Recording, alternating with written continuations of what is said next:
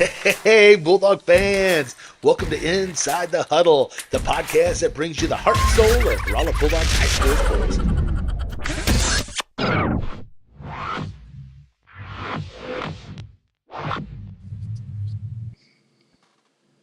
All right, everyone, welcome to Inside the Huddle, brought to you by Romo Athletics, empowered by our title sponsor, Phelps County Bank. Again, I always like to start off with giving a shout out to the 100% employee owned, 100% community champions, Phelps County Bank. Go to mypcb.com, find out more about what they provide, and be sure to give them a lot of support because they support us, our program, and our community. So here we are. Finishing up, man. Not the way it's never the way we want it to have those conversations at the end. Um, but we got Coach Derick Heflin, and we got the football specialist Drew Barr.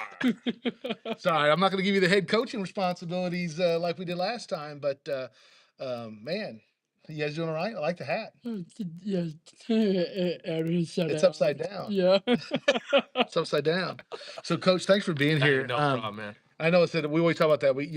It's so you look forward to every, or at least I look forward to the Inside the Huddle, and Yeah. you have those great weeks, and you can talk about it. And then you get to that year in, and you don't have that next one. Yeah. I just gotta say, Kirkwood, they're really good. Their speed. The thing of it, you turn on the film and you knew they were good. But the speed of the game was at a different level. We've played really good teams, and we talked about that last week. But they were they were the fastest team we've played all year. And the plays, early on, especially. Our runs that were usually 4 or 5 were 1 or 2 because people were hitting holes quick. And then when we were getting CP involved, those catches that are usually, hey, we hit him quick and he can go make a play. Those were 3-yard gains, and we had our work cut out for us all night. And our kids battled and they fought till the very end, and you can't ask for a whole lot more. We talked about it. We've been beat up, and Hammer got hurt early in the second quarter, and then. When Andrew Clardy broke his collarbone the first play of the second half. So, that was tough. We were just putting bodies in there, and our kids fought, they competed, and they played the full 48 minutes. We had some chances early. We had the ball pretty much the whole second quarter after they broke that long touchdown run or pass, run, catch, whatever you want to call it there to make it 14-0. We were in a 17 play drive. I did a good job of mix and run pass, getting everybody involved. And, we had, I think, 3rd and 2 and 4th and 1. And if you can't get 2 yards running the ball, in my mind, you don't deserve to win. But, our kids fought and they competed, and there's a reason they're in the top. They've been in the top 10 all year and the number 1 seed and all them good things. When you get to this point in the season, there's no weak sisters of the poor, no easy games. And, we kind of found that one out. Yeah, we were kind of hoping that, hey, maybe they're looking past us, maybe they're getting things, but they didn't. They scouted. Yeah. And like you said, it wasn't just the speed, but the counters that we normally set up on those. You run those little counter plays after you pound Hayden up the middle. I mean, like Jack and got was. See, who let the dogs out? I'm sorry, I had my phone. Well, come on, man. And you want to be the head coach, Wait a minute. and you got the dogs You barking. better answer the phone. Uh-oh. You go over there and talk to her. It'll be okay. Okay. We're back. Hey, you'll be right back. Hey, when mom calls, you got to make the answer. Yeah, no. They had answers, and a lot of it was just the speed of the game. Our guys, we talked about all year, up front, we were developing and getting better. We got way better from week 0 to week 11. But, that was still a group that was growing and getting there. And, our skill guys had been kind of the guys that pulled us through. And, Blaine was playing with 2 sprained AC joints on both arms. Emory ran hard, but that when we tried to get Jack and CP in space and do things like we were able to do pretty much all year, it wasn't happening. So that made it a long night for us for sure. Yeah, the speed of the defense, and so they have the first play. We talk about under 2 minutes they score in a big pass play. Yeah. Again, I'm not sure if that was a broken coverage, but once the guy had it, he was in space and he was gone, and that was just kind of happened. But we responded, right? We drive the ball, we get down there, we get around the 25, we turn over on downs. Yeah. They come back with another big pass play, but. Man, and again, that kid's a stud, right? Yeah, he was their second or third leading receiver, not just on the season, but last on that night. Yeah. But he had that 48-yard touchdown where he had contact. I think we hit him 12 to Oh, I 15. I I was mean, gonna say, e- kinda everybody had a piece of it. everybody took a turn, and yeah, And it and looked we like he looked like he was gonna go down, so you kinda understand they got a pile, they're gonna stop the progress. Yeah, and when Jack comes in, and usually those piles go down, and when Jack came down, or came in, everybody went down but four, and then he took it to the house. Yeah. And it was a tough night. And like I said, we had chances in that first half, and we were holding our own that first 24 minutes with them. And then the injuries and just the speed of it all, I think, kind of took its toll in the second half. Yeah. But I mean, we were able still to move the ball up and down the field. Like I said, when we got into our passing, even our passing game was, it was 3 and 4 yards. I mean, Yeah. but because by the time, if we were catching it and throwing it quick, they were right there to tackle us. And we'd sprint out, try and get some stuff downfield, and everything downfield was taken away. So we'd have to take the underneath routes. And as soon as we caught it, there were two or three guys there. It was just the speed was tremendous for them. And that's kind of when you get into the top tier of St. Louis, that's really what you're dealing with. Is the speed of the game is so much different than it really is anywhere else in the state. That the Kirkwoods and the schools you see, CBC, those schools, the athletes and the speed they have is unbelievable. Yeah, that was, you said the way they closed on the ball, they didn't miss many tackles.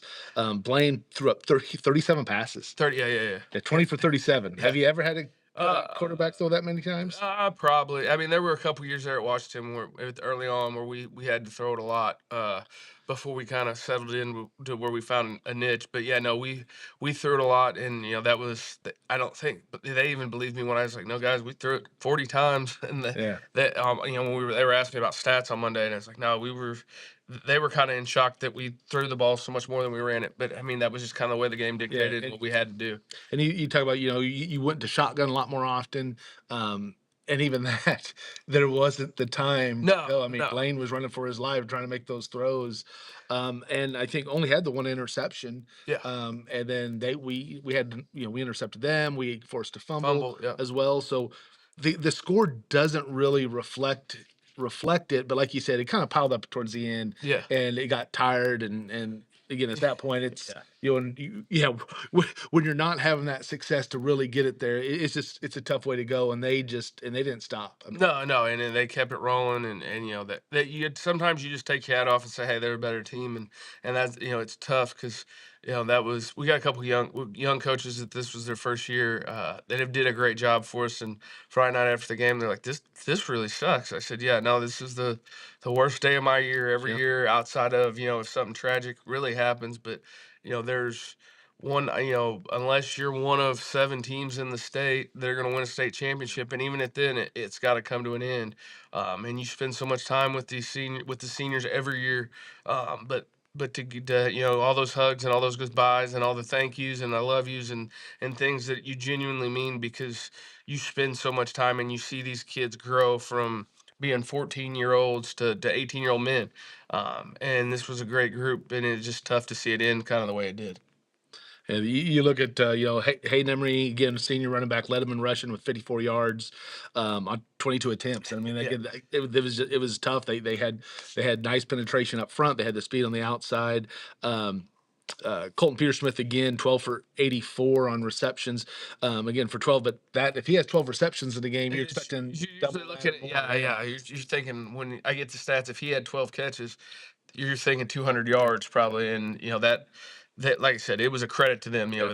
They did a great job of making sure if he caught it, he was there, and we thought we had some matchups, and they from film, and then when we had it didn't work out the way we thought, because those kids were a lot faster in person than they were on film. Film, yeah.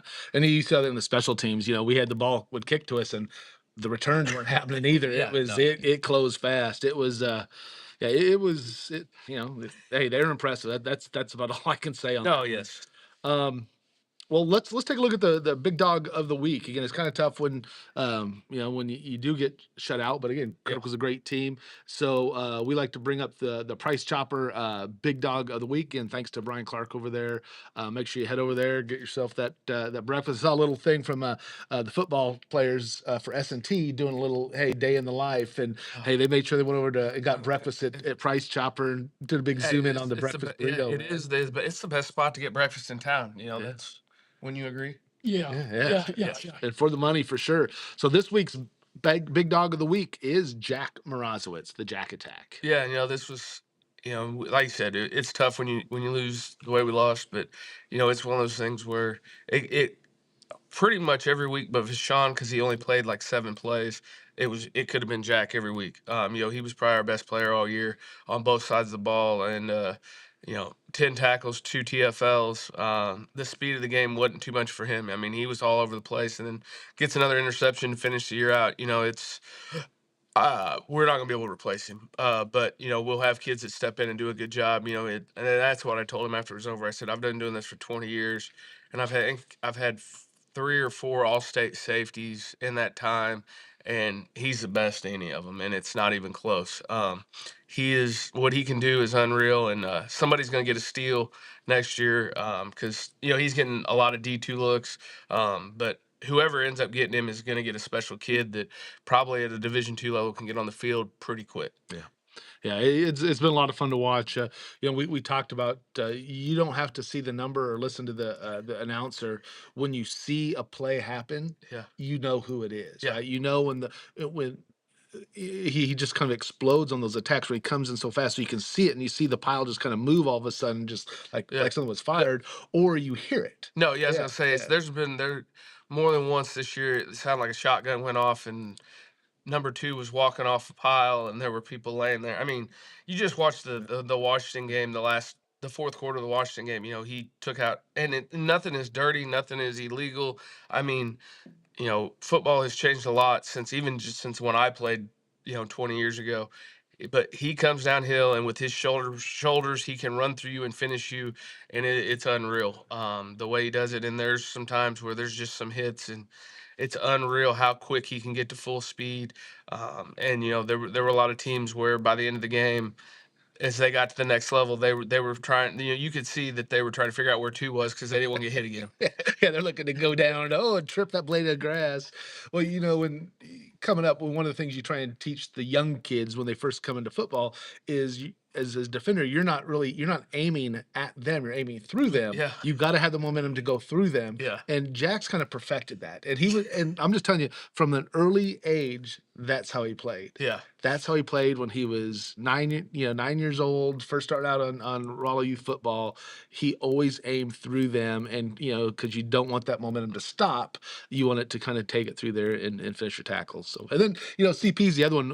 He's so electric. You see when he touches the ball, you see what happens, Oh, and, yeah. and the potential that he has on any given possession to take it to the house. And they're pretty.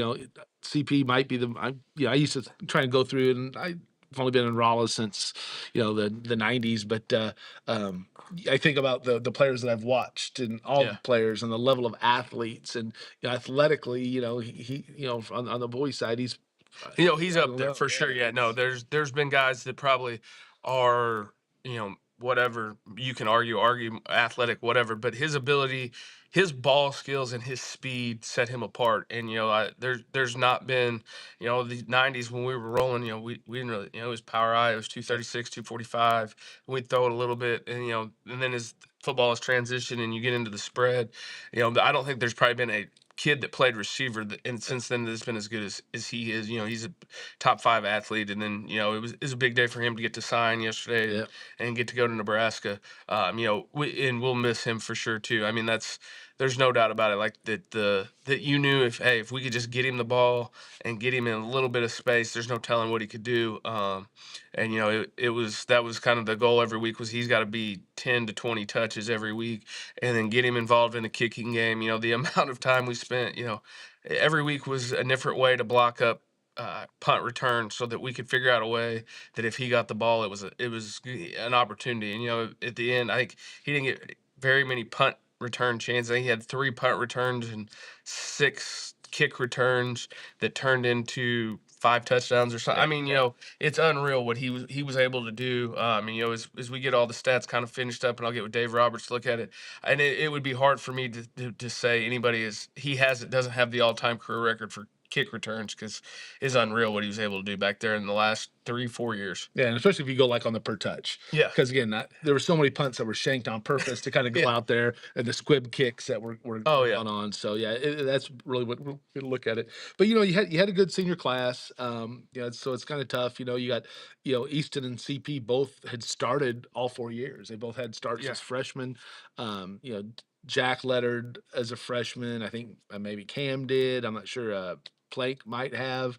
I mean, you've had. I mean, so Yeah, that yeah, it's a no, we yeah. had a group of guys, and that was when this came open. That was kind of the thing that was appealing. There was a good group of freshmen with it, and those kids have worked hard, done everything I've asked. It was just really the thing that got us that was tough this year was just kind of rebuilding an offense and defensive line, and I think by the end of the year, our defensive line was solid, and it was probably the best that we've had in the 3 years I've been here. And the offensive line got better. It just you're playing so many young kids, it's tough, but uh, that was a great senior group. Easton and Cam really came into their own. Easton was playing really well at quarterback before the injury and had a great senior year at defensive end. I think the Sunday before we went to Kirkwood, he committed to go to Truman State, and I'm excited to see what he can do at the next level where he just gets to play defensive end and do that. It's going to be awesome. And Cam Brown, I can't put into words how far he's come and how good of a high school football player he was.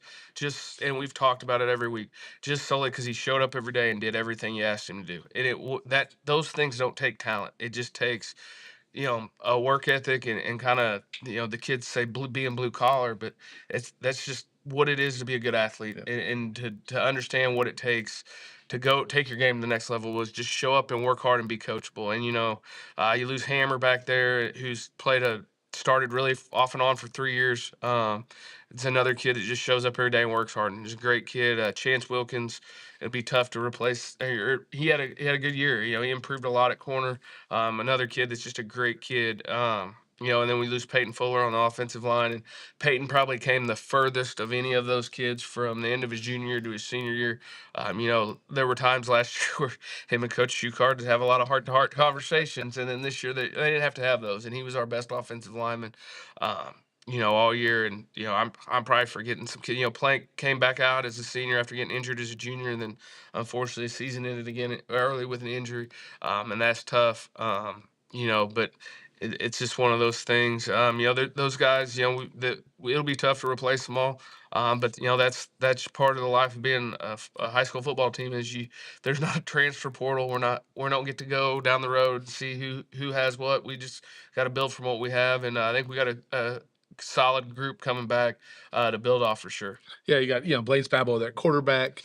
J Lo's got quite a bit of time in Yeah, there on offense. Cruz Wilkins showing yeah, his explosive yeah, ability, and then you got your line that's out there, and Spabo also played some defense. Cruz got time on yeah. defense as well.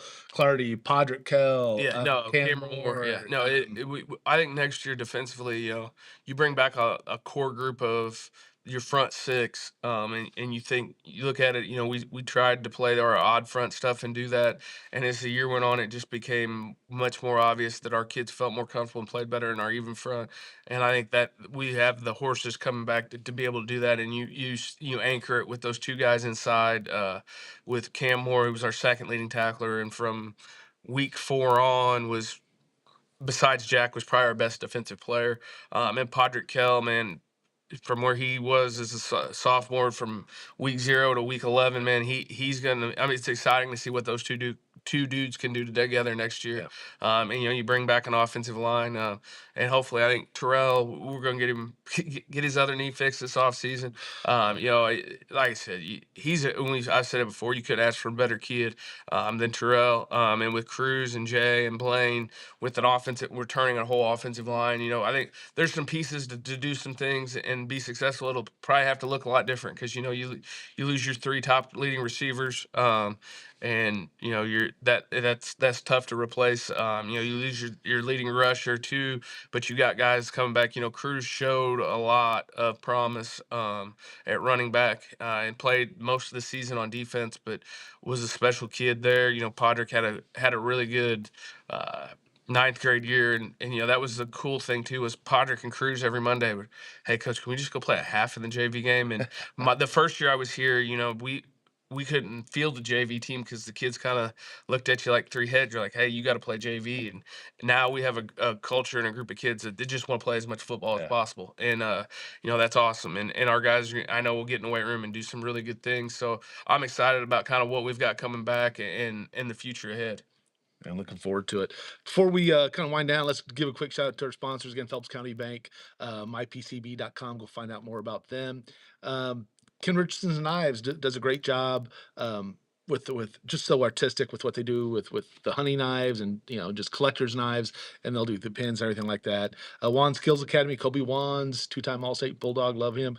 In Full Bloom, Jackie Morozowitz, they do backdrop rental. They go balloon decor. They'll be doing a lot of the senior signing stuff. So appreciate everything they do. And again, we talked about Price Chopper with the big dog of the week. Gave a little shout out to the Bulldogs and everybody on the season ticket last night, or on Tuesday night actually, with JP Maxwell on 104.9. So again, give them a shout out. So last question: favorite moment of the season? What was your favorite moment for the season? Yeah, it's beating Washington. That's that we talked about that. That meant a lot to me. And it meant a lot to those boys. Because the big thing is you wanna win the district game, and we hadn't done that yet. And just to get another week with those guys, there's a lot of and they'll have more stories. That's what I always talk about. We were as the season was winding down, and you talk to them, and even this week when you talk to them, they'll the memories and the stories and the crazy things I do, the crazy things this guy does, the things that happen at practice. Those are things they'll get together and talk about for the next how 50 years. That's the things, we'll get together, when me and my buddies get together and we talk about the things that, Coach Miles and we're still all scared to death Coach talk up, and Coach Croft and those stuff he knows. And those guys, the memories that you make, and that's the thing. I was with Hammer and Chance Wilkins I have in class, and we were talking about something, and they said, Coach, we will always forever the rest of our lives know how to play base Bama and base four palms. We will know the rules even though we screw them up, and that's the cool thing about high school football is you get to play a game, once a week in front of usually a packed house, and do something that you don't get to do ever again. And that's what I told them too is, you can go play pickup league basketball, or every Tuesday and Friday the gym's full in the morning and those guys play basketball. You can go play slow pitch softball. You can go play rec league soccer. You can go do it pretty much everything else, but the last time you take off those pads, you don't ever get to go put them back on. And it's a special bond that you have with those guys because it's a once in a lifetime thing that you get to do. And it's pretty cool to get to be a part of it. And like I said, the best part is that to see we didn't win as many games as we wanted. And there was a lot of adversity that our kids met, with the injuries and everything.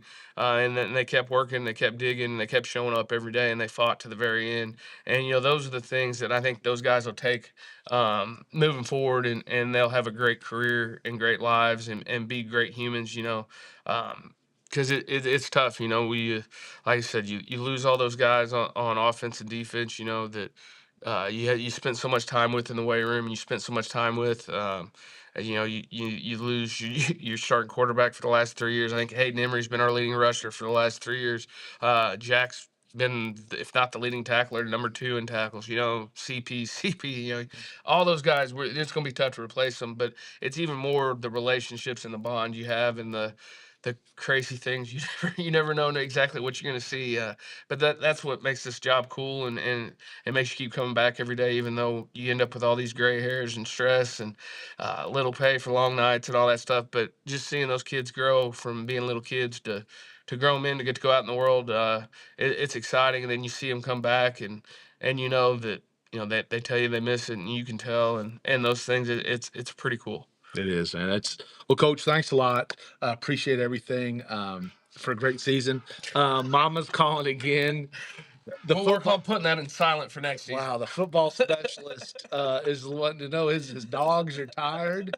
And I think that's the call that says, hey, Drew, time to go. And appreciate Drew Barbie on here, the football specialist, trying to work his way up to the GM. And those are things that are probably going to go against you having the phone on. But, Director of Football Yeah, Operations. I think that is his new title. that's your new I'm title. Josh Smith. Oh, Stop by Josh Josh. Smith called you? Josh Oh, Smith. man. Mr. Smith, Go- calling. Always Don't Josh run Smith's here. I'm fault. sure it is. He was just in here doing it. I saw him over there doing that. All right. So for head coach Derick Heflin, for the director of football operations, Drew Barr. Yeah, who about Yeah, you said I'm gonna use that one. I'm gonna use that one. I'm Tom Brown, and from inside the huddle to the heart of the game. We'll see you next time.